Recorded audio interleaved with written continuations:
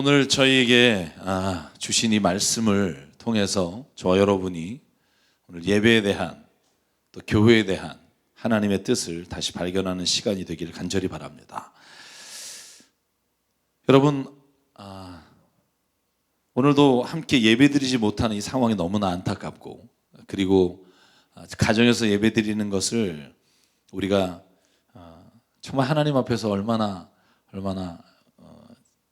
정말 안타까운 심정인지 모릅니다. 저도 사실 이렇게 여러분이 보고 싶을지 몰랐는데 한 3주가 지나면서 너무나 보고 싶은 마음이 간절합니다. 그런데 이렇게 라이브 예배를 드리거나 가정에서 예배 드리는 것을 두고 한간에서는 종교 탄압이다 혹은 교회와 목회자들이 믿음이 없다라고 논쟁하는 것들을 제가 종종 보게 됩니다. 실제로 텔레비전에 나와서 기독교 방송에서 이런 문제로 토론하는 것도 봤습니다. 어떤 분들은 이렇게 열변을 토합니다. 한국교회가 일제강점기 시대에도 신사참배를 거부하고 모여서 예배하다 순교를 당했고, 6.25 때도 북한 공산정권 아래서도 목숨을 걸고 예배를 지켰는데 어떻게 예배를 드리지 않느냐. 그래서 지금도 함께 모여서 예배 드려야만 그것이 진정한 믿음의 고백이라고 말씀하시는 분들이 있습니다. 근데 제가 정말 드리고 싶은 말씀은요, 그분들에게 묻고 싶은 건 지금 정부나 지자체가 예배를 드리지 말라고 하는 것인가, 아니면 대중이 함께 모여서 이 코로나19의 질병이 확산되는 것을 좀 막아달라고 도와달라는 것인가를 구분해야 한다는 겁니다. 쉽게 말하면 정부가 우리에게 하나님 믿는 것을 부정하고 포기하라고 말하는 게 아니라, 오늘 이 병이 속히 지나갈 수 있도록 우리가 함께 모여서 회중으로 예배드리는 것만을 조금 미뤄달라는 부탁입니다. 사랑하는 여러분, 코로나19의 확산을 막는 데 교회가 협력한다는 건요, 우리가 세계 안에 존재하는 그리스도인으로서 마땅히 해야 될 일이라고 저는 믿습니다. 대중이 함께 모여서 예배드리는 것, 그리고 라이브로 인터넷으로 예배드리는 것, 이 예배는요, 하나님 보시기에는 저는 차이가 없다고 생각합니다. 여러분, 함께 이런 어려운 병 중에도 모여서 회중 예배를 드리는 사람은 믿음이 좋은 사람이고, 인터넷으로 예배를 드리는 사람은 왠지 믿음이 부족한 사람이라고 생각하는 것 자체가 본질적으로 문제입니다. 왜냐하면 예배란 혼자 드리든 2명이 드리든 가정에서 드리든 함께 모여 드리든 하나님은 신령과 진리로 예배하는 자의 예배를 받으시기 때문입니다. 사랑하는 여러분, 오히려 우리가 함께 모여서 예배 드리지 못하는 현실을, 저는 이 기회를 통해 저에게 메시지를 주시는 분들은 보고 싶습니다. 모이고 싶습니다. 얼굴 함께 하고 예배하고 싶습니다. 저는 오히려 우리가 습관적으로 드렸던 예배를 하나님께서는 다시 진정한 본질의 예배로 돌아갈 수 있도록 기회를 주시는 거라는 생각을 합니다. 여러분, 그렇게 믿으십니까? 저는 그런 믿음으로 가정에서 예배를 드리고 혼자 예배 드리시는 분이 그 갈망함이 있을 때 하나님은 이 코로나19가 지나갔을 때 우리의 예배가 예배되게 하시고 하나님이 하나님 되게 하는 은혜의 예배를 회복하시리라고 믿습니다. 그래서 우리가 라이브로 예배를 드리든 인터넷으로 예배를 드리든 혼자 예배를 드리든, 또 가족이 오늘 또 몇 가정에 함께 모여서 예배 드리시는 분들도 있는데, 그 가운데 반드시 하나님은 성령 가운데 임재하시고 우리의 예배를 받으시고 온전한 은혜로 채워주실 줄 믿습니다. 여러분, 오늘 여호수아 24장 저희가 오늘 읽은 본문의 말씀이 우리의 믿음이 뭔지를 보여주고 예배가 뭔지 교회가 뭔지에 대한 것을 저는 말씀해 주고 있다고 믿어요. 저희의 교회 큐티책 새 삶의 오늘 본문의 말씀입니다. 여러분, 여호수아 24장 14절과 15절에 여호수아가 이렇게 이스라엘 백성에게 말합니다. 이 장면을 기억하십시오. 이제 지난주에 여호수아가 모세의 뒤를 이어서 이스라엘 백성을 이끌고 가나안 땅에 들어갔잖아요. 벌써 오늘 여호수아가 자기의 생을 마감하면서 이스라엘 백성에게 그리고 후손들에게 유언처럼 부탁하는 게 오늘 24장의 본문이에요. 이렇게 말합니다. 당신들은 이제 주님을 경외하면서 그를 성실하고 진실하게 섬기십시오. 그리고 여러분은 여러분의 조상이 강 저쪽의 메소포타미아와 이집트에서 섬기던 신들을 버리고 오직 주님만 섬기십시오. 주님을 섬기고 싶지 않거든 조상들이 강 저쪽에 메소포타미아에서 섬기던 신들이든지 아니면 당신들이 살고 있는 땅 아모리 사람들의 신들이든지 당신들이 어떤 신들을 섬길 것인지를 오늘 선택하십시오. 나와 나의 집안은 주님을 섬길 것입니다. 아멘. 여호수아가 선언하는 거예요. 당신들이 이제 가나안 땅에 들어왔지만 여기에도 이방 민족이 있는데 당신들이 어떤 신을 섬길지를 결정하십시오. 근데 나는 그리고 나의 집은 오직 여호와 주 하나님만을 섬길 겁니다. 여러분 성경을 더 읽어보면 사사기가 그 다음에 나와요. 무려 340년 이상을 이제 이스라엘의 지도자가 없이 이스라엘 백성이 다른 민족에게 고난을 당하면 여러분 이스라엘 백성 중에 한 사람을 들어서 하나님 이스라엘 백성을 그 고난에서 구해내시고 다시 그 사람은 일상의 평범한 사람으로 돌아가는 사사가 이끌어가는 시대가 돼요. 그야말로 지도자가 없는 상황에 여호수아가 말하는 거예요. 여러분은 이제 여러분의 가정과 여러분 자신이 하나님을 섬기지 않으면 국가가 어떠한 지도자가 여러분에게 그것을 섬기라고 강요할 수도 없습니다.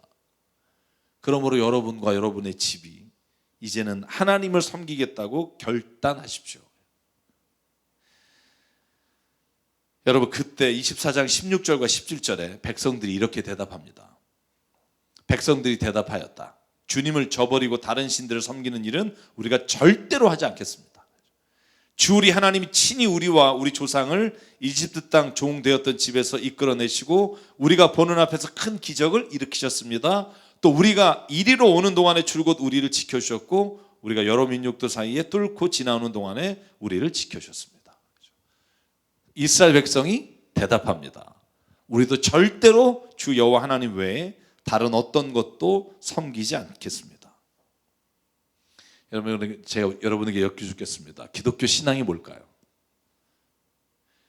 기독교 신앙의 핵심이 뭘까요? 여러분은 왜 하나님을 믿으십니까?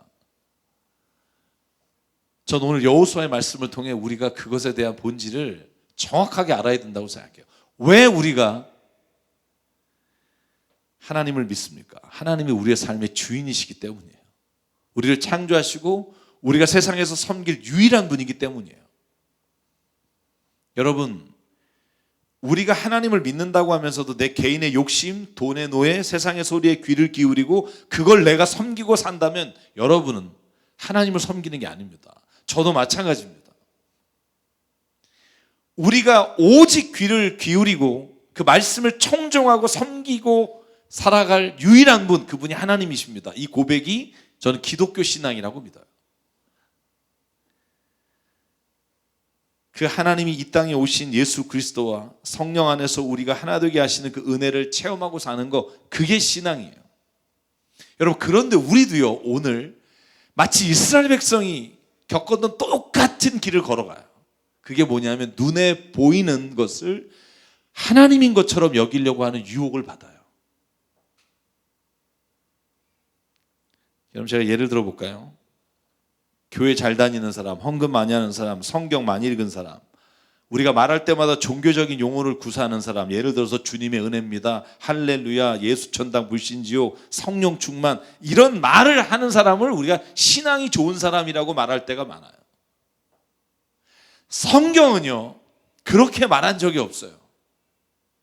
성경이 말하는 신앙의 본질은 뭐냐 하면 창조주 하나님과 이 땅에 오신 예수 그리스도를 우리의 삶의 주인으로, 내 삶의 모든 것을 이끌어 가시는 분으로 내가 인정하고, 오늘 여호수아처럼 내가 선택하며 그 길을 걸어갈 때 그게 신앙인이라고 말해요.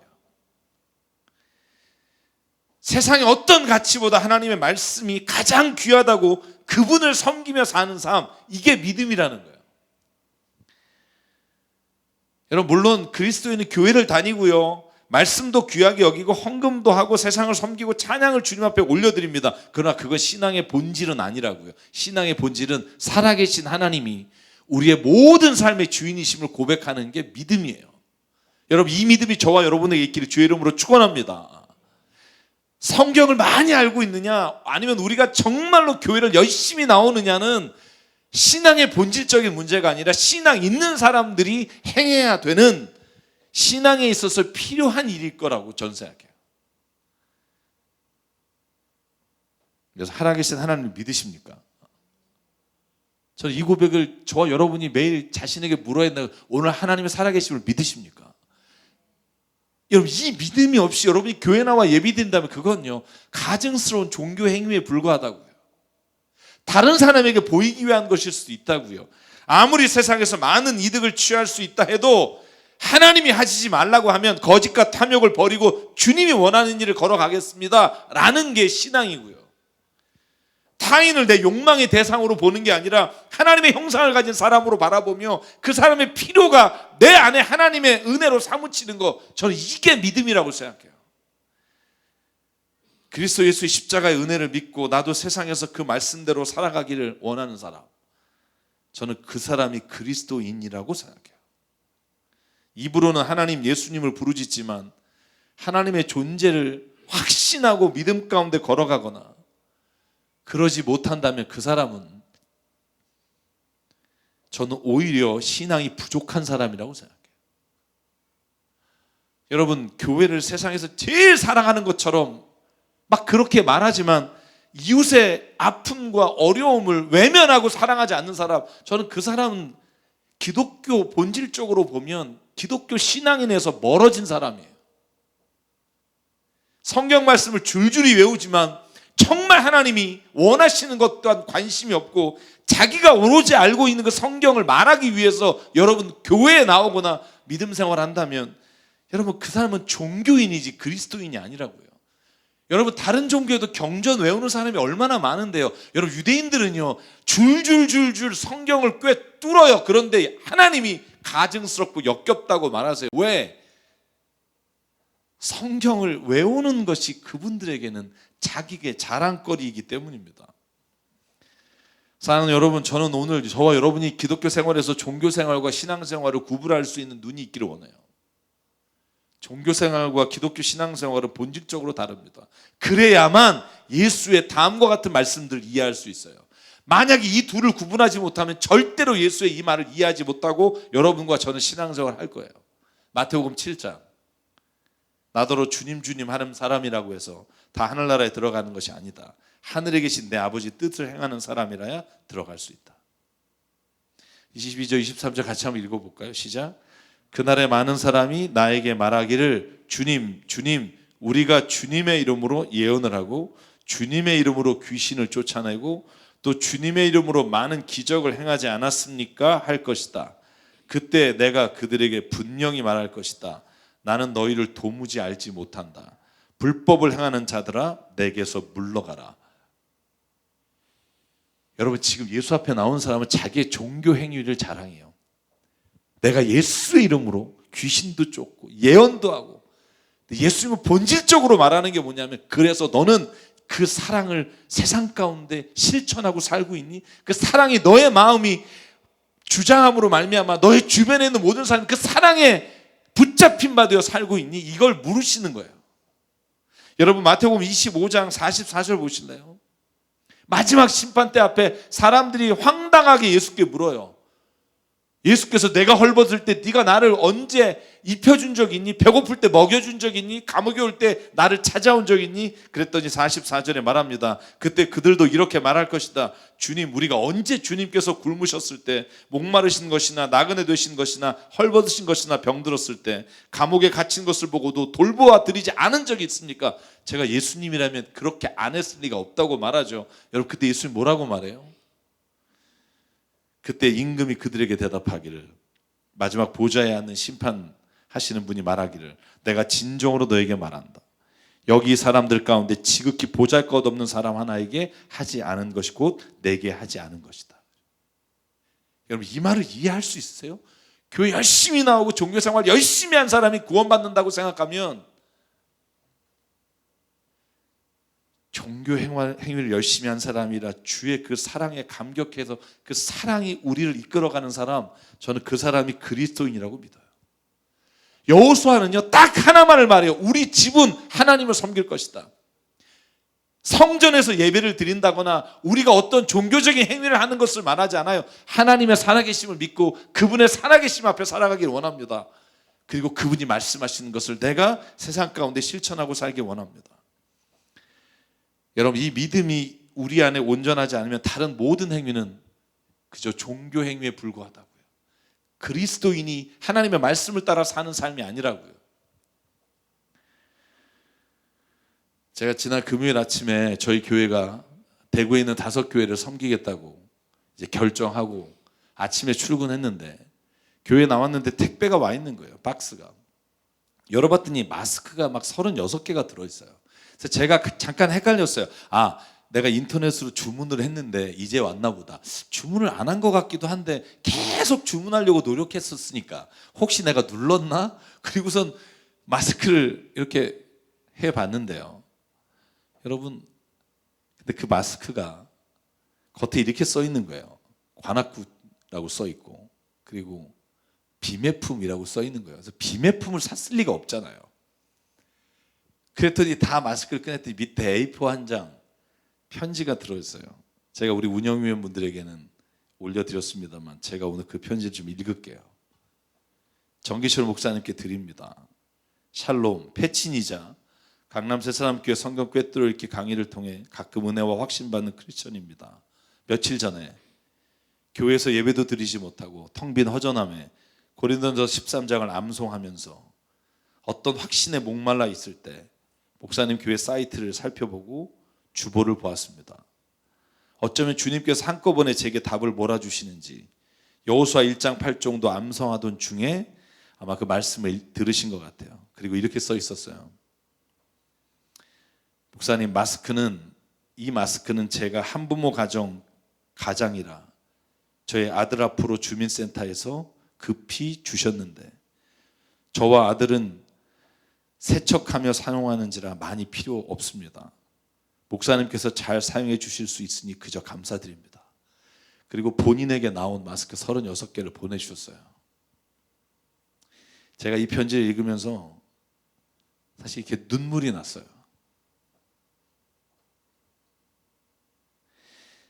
본인도 얼마나 힘드시겠어요. 그런데 내가 힘들지만 그럼에도 불구하고 내 눈에 더 나보다 힘들고 도움이 필요한 사람이 보이고 예수께서 하신 말씀 마태복음 5장부터 7장까지 주신 누가 너의 오른뺨을 때리면 왼뺨을 대고 오릴 가지 하면 십리를 가고 원수를 위해서도 축복하고 그 말씀이 떠올라서 그 말씀이 나를 주체할 수 없어서 그 말씀대로 살기를 내가 어렵고 힘들지만 때로는 불순종할 때가 있지만 그 말씀을 실천하는 것 저는 이것이 믿음이라는 거예요. 종교행위나 종교인이 아니라 진짜 예수 그리스도의 말씀과 그분이 하시는 살아가신 삶이 내 마음에 나를 움직이는 힘이 되는 거. 이게 저는 그리스도인이라고 생각해요. 안디옥에서 그리스도인이라고 부를 때 많은 사람들이 그 교회 안에 모여서 행하는 사람들의 예배가 아니라 그들이 세상에서 어떻게 살았는지로 인해 그들은 그리스도인이라 부름을 받았다는 거죠. 여러분 예수님과 사마리아 여인의 대화 아시나요? 요한복음 4장. 저는 요한복음 4장에 보다가 이 내용이 너무나 엉뚱한 데로 가요. 여러분 처음에는 사마리아 수가성에 예수와 사마리아 여인이 만나잖아요. 난 12시 그 뜨거운 태양 밑에 물 들어온 사연 많은 여자잖아요. 아침 저녁 물 들어오는 사람들 피해서 그때 예수님 만나서 예수님 물 달라니까 그가 남편이 5이 있고 이런 얘기를 하다가 갑자기 이 여자의 질문이요. 19절에 보면 다른 주제로 바뀌어요. 이렇게 묻습니다. 여자가 말하였다. 선생님, 내가 보니 선생님 예언자입니다. 우리 조상은 이 산에서 예배를 드렸는데 선생님네 사람들은 예배 드려야 할 곳이 예루살렘에 있다고 합니다. 여러분 이건 지금 갑자기 예배 드리는 장소에 대한 문제예요. 여러분 사마리아는 그리심산이라는 곳에 따로 예배를 드리는 곳이 있었고요. 자기들이 예배를 드리는 곳에서는 예배 드리는 게 무의미하고 예루살렘에서 예배 드려야 된다는 유대인들을 향해 여러분 이렇게 돌려서 지금 유대인들의 예배에 대해서 지적하고 있어요. 그때 예수께서 뭐라고 말하냐 하면 21절에 이렇게 말합니다. 여자여 내 말을 믿어라. 너희가 아버지께 이 산에서 예배를 드려야 한다거나 예루살렘에서 예배를 드려야 한다거나 하지 않을 때가 올 것이다. 다시 말하면 예수님은요 예배 드리는 장소는 그리심산이든 예루살렘이든 아무런 상관이 없다는 거예요. 그리고 주신 말씀 저희가 너무나 잘 아는 요한복음 24장 23절 24절 같이 한번 읽을게요. 시작. 참되게 예배를 드리는 사람들이 영과 진리로 아버지께 예배를 드릴 때가 온다. 지금이 바로 그때이다. 아버지께서는 이렇게 예배를 드리는 사람들을 찾으신다. 하나님은 영이시니 그러므로 하나님께 예배를 드리는 사람은 영과 진리로 예배를 드려야 한다. 아멘. 여러분, 우리는요 예배를 어디서 드리느냐를 너무나 중요하게 생각해요. 그런데 주님이 보시기에는 예배를 어디서 드리는 게 아니라 예배를 어떻게 드리느냐가 훨씬 중요해요. 어느 곳에서 누구와 드리느냐가 아니라 어떤 마음과 어떤 믿음으로 드리느냐가 하나님 보시기엔 훨씬 중요해요. 저는 오늘 라이브 예배를 드리는 모든 가정마다 이런 질문들을 스스로 던졌으면 좋겠어요. 나는 지금 왜 예배를 드리고 있는가? 나는 누구에게 예배를 드리고 있는가? 나는 누구의 말에 순종하기를 원하는가? 내가 원수라도 용서하고 형제를 위해 목숨이라도 내놓을 수 있는 하나님의 말씀을 내가 인정하는가? 그것들을 날마다 물으며 하나님 앞에 나가는 게 예배고요. 그 예배에 응답할 수 있을 때 우리가 진정으로 주님이 기뻐하시는 예배에 나오고 있다고 저는 말할 수 있다고 생각합니다. 사랑 여러분, 그러므로 여러분이 지금 가정에서 드린 예배가 혹은 각자 개인이 드린 예배에 하나님이 온전히 받으신다는 믿음으로 예배에 참여하시길 주의 이름으로 축복합니다. 제가 마지막으로 오늘 드리고 싶은 건 교회에 대한 거예요. 여러분이 혹시 또 믿음에 약간 생각했던 것과 다른 것이 있더라도 오늘 주의 말씀에 한번 귀를 기울이시기 원해요. 교회가 뭘까요? 제가 오늘 목회자들 어제 설교를 준비하다 목회자들한테 물어봤어요.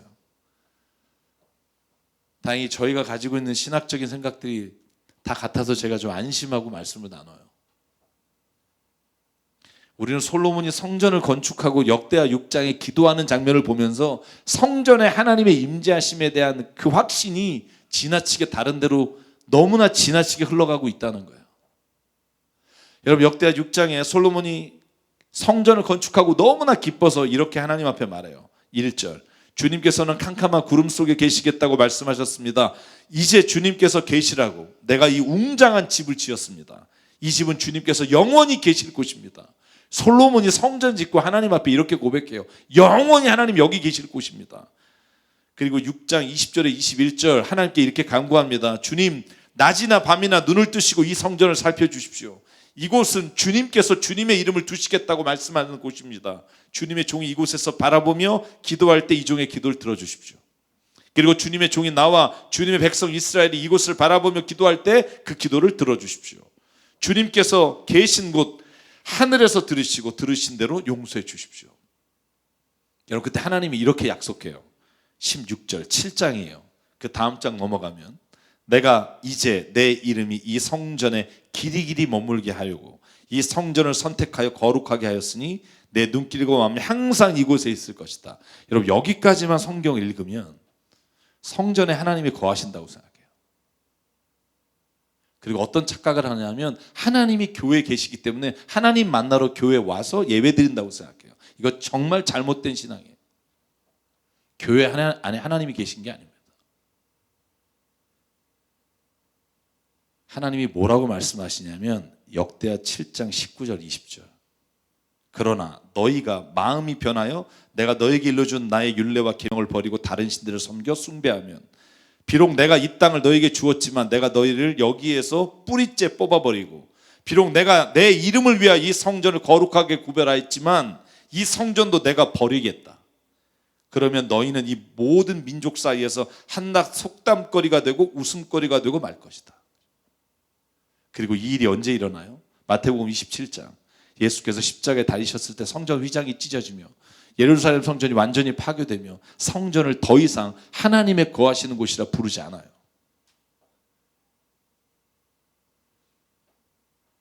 여러분, 왜 교회에 하나님이 임재하신다고 생각하죠?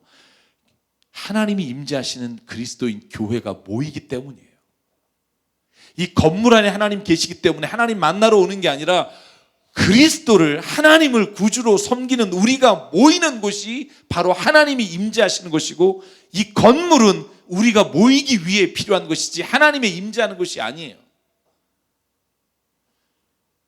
여러분, 그렇다고 제가 교회에 모이지 말자는 게 아니에요. 여러분, 우리가 처음 교회 시작했을 때 생각해 보자고요. 여러분, 강남에 있는 영어학원 2층에서 아무 십자가 없이 예배 드리다가 여러분, 예배 들어온 사람이 십자가 없어서 나갈 때 이렇게 얘기하고 나간 것도 들었다니까요. 어머, 여기 십자가도 없어, 이단인가 봐. 그리고 나가시는 교회였다고요. 그죠? 그 학원에 하나님 임재해서 우리가 모인 게 아니에요. 고린도전서 3장 16절, 우리가 교회 내려올 때 입구에 써놓이는 말이에요. 여러분은 하나님의 성전이며 하나님의 성령이 여러분 안에 거하시는 것 알지 못합니까? 누구든지 하나님의 성전을 파괴하면 하나님께서도 그 사람을 멸하실 겁니다. 하나님의 성전은 거룩합니다. 여러분이 하나님의 성전입니다. 하나님의 영이 거하시는 우리가 모이기 때문에 그 자리가 거룩하게 되는 거고요. 그 자리가 하나님의 임재하심이 함께하는 거고요. 우리가 슈퍼마켓에서 예배를 드리든 집에서 예배를 드리든 하나님을, 예수 그리스도를 나의 구주로 인정하고 믿는 사람이 모인 자리가 하나님의 임재하심이 통하는 통로라고 저는 믿습니다. 껍데기를 보고 그것을 위해 영광과 찬양을 돌릴 때 우린 잘못된 길로 간다고요. 외람된 말씀이지만 저희는요, 다시 학원에 가서 예배를 드리든 어디에서 예배를 드리든 그곳에 우리가 믿는 사람으로 인해 하나님은 함께 하시고 그 예배를 받으실 거라고 저는 믿습니다. 그래서 제발 교회를 성전이라고 부르지 않았으면 좋겠어요. 성전을 파괴하시고 성전을 끝내시겠다 하셨는데 가는 교회마다 베드로 성전, 바울 성전, 디모데 성전, 아니 성전이 왜 이렇게 많은지 정말 제가 웬만하면 용어 가지고는 시비를 안 걸어요. 왜? 그냥 전통적으로 쓰는 말은 쓰자. 근데 제발 성전은 안 썼으면 좋겠어요. 교회 좋잖아요. 우리가 교회고요. 우리가 모이는 건 교회 건물이고요. 예배당이고요. 이건 교회가 아니에요. 여러분, 예수께서 마태복음 16장 16절에 시몬 베드로에게 교회를 처음 세우실 때 한 말씀 기억하시나요? 베드로가 말합니다. 선생님은 살아계신 하나님의 아들이 그리스도이십니다. 예수께서 말합니다. 시몬 바요나야, 너는 복이 있다. 너에게 이것을 알려준 분은 사람이 아니라 하늘에 계신 아버지시다. 내가 너에게 말한다. 너는 베드로다. 이 반석 위에 내가 교회를 세우겠다. 죽음의 문들이 그것을 이기지 못하겠다. 여러분, 이 반석을 베드로라고 생각하는 약간 이상한 사람들이 있어요.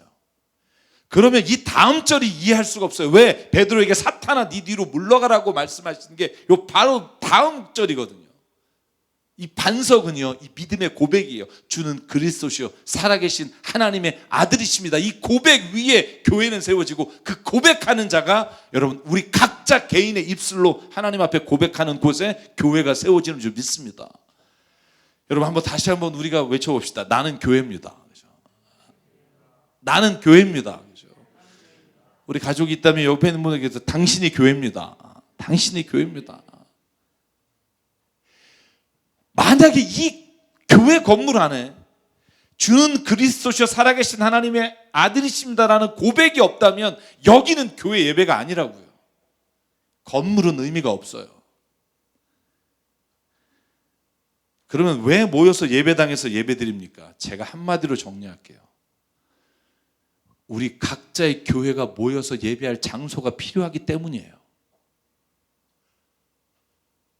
이곳을 아무리 아름답게 꾸민다고 해서 하나님이 임재하시고 이곳이 보잘것없다고 하나님이 오시지 않는 게 아니에요. 다만 우리가 인간인지라 눈에 보이는 것과 우리의 감성과 우리가 하나님께 예배드릴 때 이 모든 것들이 거기에 도움이 되고 하나님을 좀 더 느끼고 만날 수 있게 하기 위해 우리가 음향도 하는 것이지 그곳에서 하나님이 계시기 때문에 오는 게 아닙니다.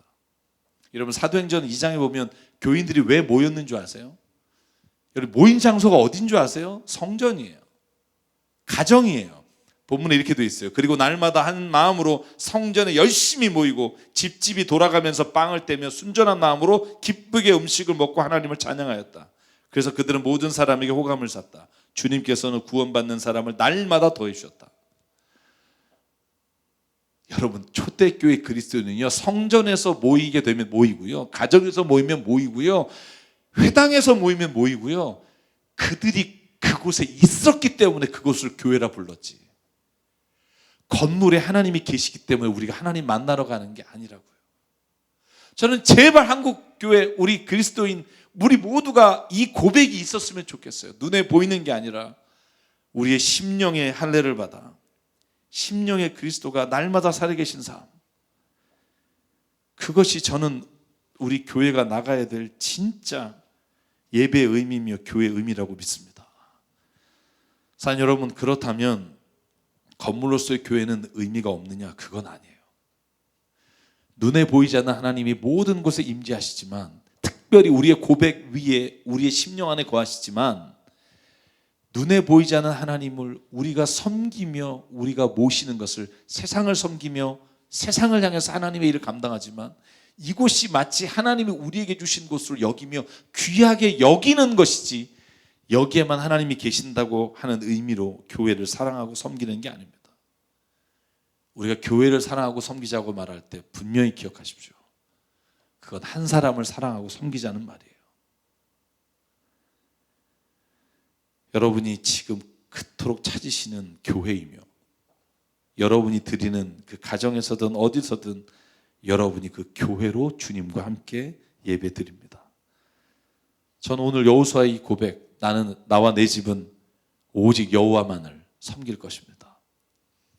여러분, 오늘 기독교의 신약의 고백으로 하면 우리 주 예수 그리스도, 이 땅에 오신 우리의 구원자 되신 그분을 내 삶의 주인으로, 그분의 말씀을 내 삶의 지침으로, 내가 가야 될 길로, 내가 믿음으로 고백하며 나갑니다. 이게 저는 오늘 우리의 믿음이라고 확신합니다. 사랑하는 여러분, 참 많이 보고 싶습니다. 코로나19로 제가 가장 깊이 깨달은 감사가 있다면, 지금까지 아무것도 아닌 것으로 여겼던 그 일상이 감사였다는 걸 깨닫는 거예요.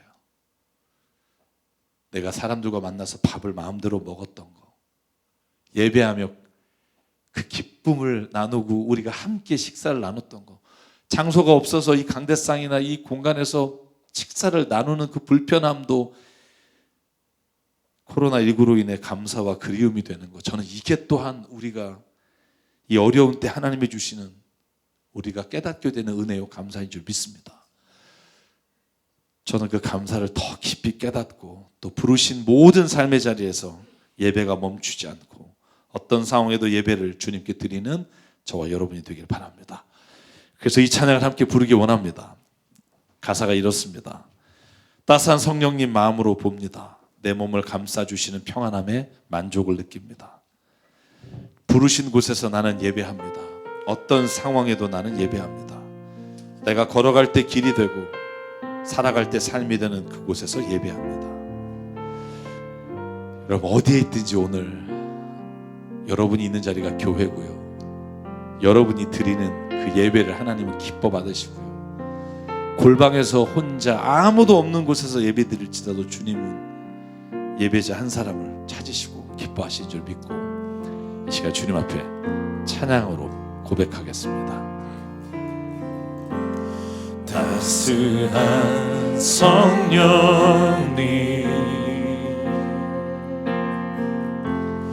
마음으로 보내 내 몸을 감싸면 주어지는 평안함 만족함을 느끼네. 사랑과 진리에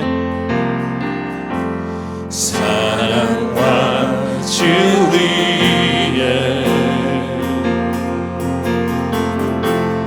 한 줄기 빛 보내 내 몸을 감싸며 주어지는 평안함 그 사랑을 부르신 곳에서 나는 예배하네. 어떤 상황에도 나는 예배하네. 부르신 곳에서 나는 예배하네. 어떤 상황에도 나는 예배하네. 우리 처음부터 다시 부를 때 우리 일어나서 주님께 찬양하겠습니다. 따스한 성령님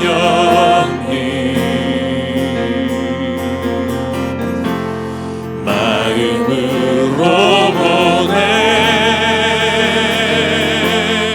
내 몸을 감싸며 주어지는 평안함 만족함을 느끼네. 사랑과 진리의 아멘. 사랑과 진리의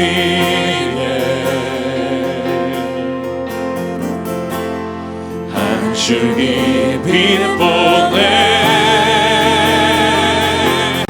내 몸을 감싸며 주어지는 평안함 그 사랑을 느끼 부르신 곳에서 나는 예배하네. 어떤 상황에도 나는 예배하네. 부르신 곳에서 나는 예배하네. 어떤 상황에도 나는 예배.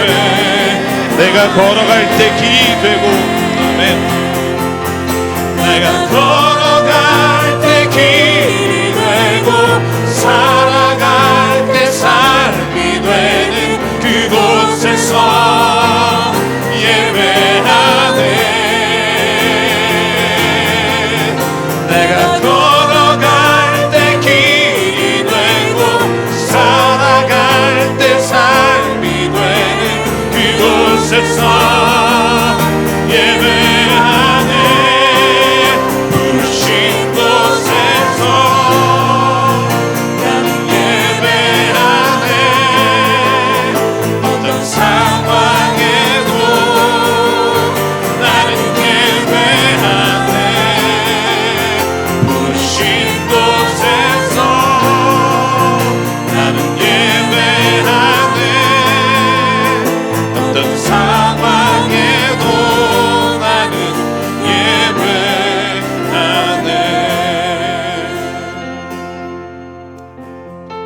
이 시간 함께 기도하겠습니다. 기도하실 때 하나님, 내가 부르신 곳에서 그곳이 어디든, 그것이 일터든 집이든 교회든 어떤 상황에도 예배하는 자가 되길 원합니다. 비록 우리가 함께 모이지 못하는 이 상황에도 우리가 예배 드릴 수 있으며 우리가 예배자로 세워주심을 감사합니다. 하나님 아버지, 우리 가정이 온전히 이 시간 예배하며 하나가 되는 은혜를 주시니 감사합니다. 이 가정이 교회가 되게 하여 주시고 그 교회가 모여 하나님, 우리가 주님의 성도로 세상을 비추며 하나님의 영광 드러내는 자 되길 원합니다. 오늘 내가 진정한 예배자로 살아가며 내가 교회인 것을 다시 한번 주님 앞에 고백하며 이 시간 함께 결단하며 기도하겠습니다. 사랑하는 하나님 감사합니다. 아버지 하나님, 오늘도 우리를 주님이 부르셔서 아버지 하나님 자녀 삼아주시니 감사합니다. 어딜 가든지 하나님 예배자로 살 수 있으면 아버지 하나님, 우리가 눈에 보이는 교회, 눈에 보이는 것만을 바라보며 나갈 때가 얼마나 많은지 모릅니다. 하나님, 또 다른 우상을 세우지 않게 하시고 아버지 하나님, 우리가 온전히 하나님이 나의 삶의 주인이신 것을 고백한다면 아버지 하나님, 그곳이 예배인 것, 아버지 하나님, 그곳이 하나님의 살아계시는 하나님의 역사가 일어나게 해주시옵소서. 아버지 하나님, 내가 있는 그 자리, 우리의 가정이 있는 그 자리, 우리가 만나는 그 사람마다 하나님의 사랑과 은혜를 전하게 하여 주시옵소서. 아버지 하나님, 온전히 하나님이 이 교회 안에 머무는 분이 아니라 세계를 다스리는 분이며 세상을 주관하시는 분이며 아버지 하나님, 우리의 예배는 우리가 교회에서만 드리는 것이 아니라 우리의 삶의 모든 자리에서 예배하며 우리가 누굴 만나든지 그 자리가 예배 자리가 되는 것입니다. 하나님 역사해 주시옵소서. 간절히 기도합니다. 하나님, 은혜를 주님 만나게 하시옵소서. 주님한테 주시옵소서. 성령 하나님께서 붙잡아 주시옵소서.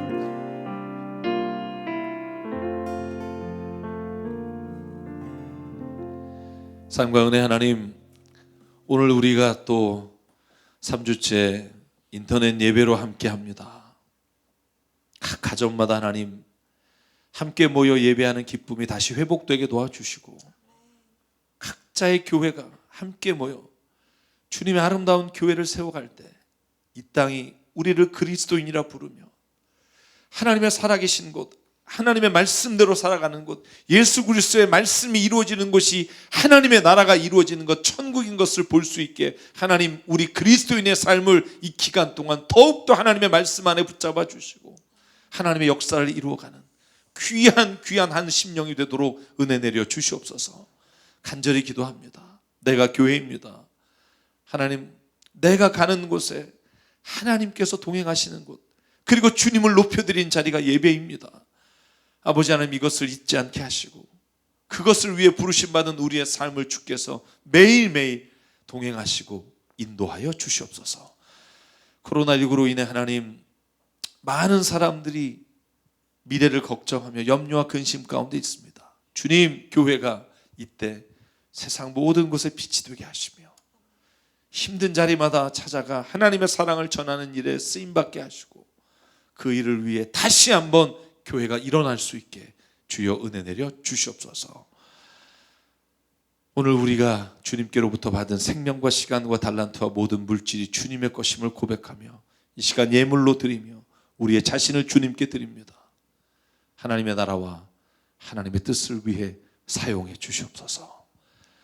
이제는 우리 주 예수 그리스도의 은혜와 하나님 아버지의 무한하신 사랑과 성령님의 감동, 감화, 충만, 교통, 위로하심이 오늘 이 시간 하나님께 교회로 살아가기를 소망하며 어떤 상황에도 예배자로 서기를 갈망하는 여기에 있는 한 분 한 분 가정마다 예배드리는 그 모든 자리마다 그리고 주님 세우신 세상 교회 위에 지금부터 영원토록 함께 하시기를 간절히 축원하옵나이다. 아멘.